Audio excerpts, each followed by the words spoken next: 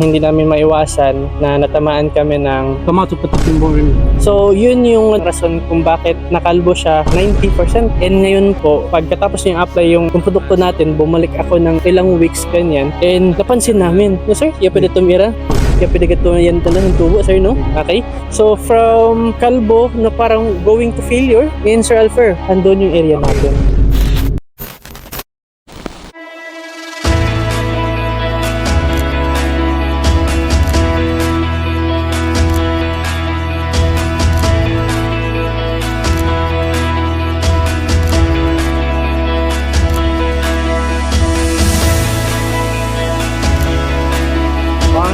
Camera, action! So magandang hapon po sa lahat na Luzon, Visayas and Mindanao. So dito tayo ngayon sa Bungyao.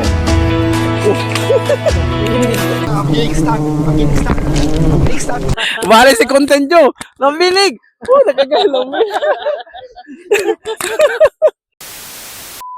Magandang hapon po sa lahat. Dito tayo ngayon sa Barangay Bungyao sa Buanga City, kung saan ay bumisita po tayo sa ating user na palayan, kung saan may magandang istorya na nangyari. So si Sir AJ yung magkukwento kung ano ba talaga ang ginawa sa farm, no, ni Sir. So Jay, ano yung naikwento mo, Jay, sa farm ni Sir? So, yung area niya dito is 0.5 hektarya. And kasalukuyan, medyo maganda yung story nito kasi nung una, hinabol ko lang ito kung apply na to sa atin o sa ating produkto, and hindi namin maiwasan na natamaan kami ng storm borer.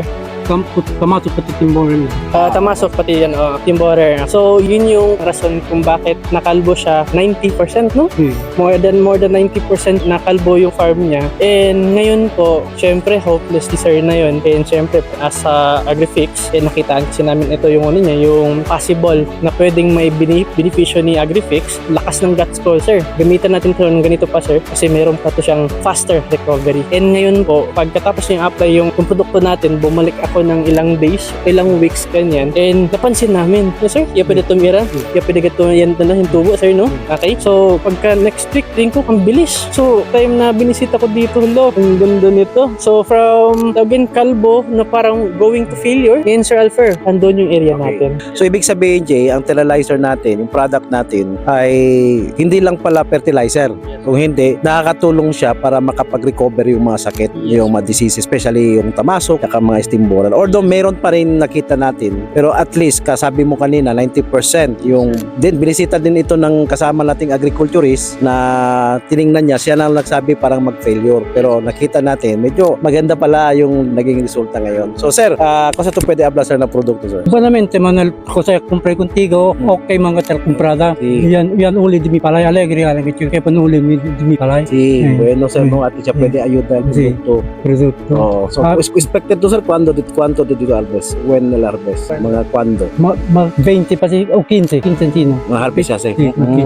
So, yan, abono to sir, mga kwanto sako? Andito kapati lagi pati medya sako ng kaya Abono? Medya sako lang? So imagine to, sa half hectare, kalahating sako lang pala na abono. So imagine mo, tipid talaga. Kung sa klase ka abono sir? urea pati poti. Ay, mix lang to. Mix na lang niya yung kalahating sako, pati yung fertilizer. Yes. Inalo na lang. Oo. Okay, per antes, tausat po ti akal na pa yung produce datong product. Ano po sa ato po tausan yun? Si Kenneth, tari ka magdito, na tinoy tenyo, dosa ako nito po dito. Okay.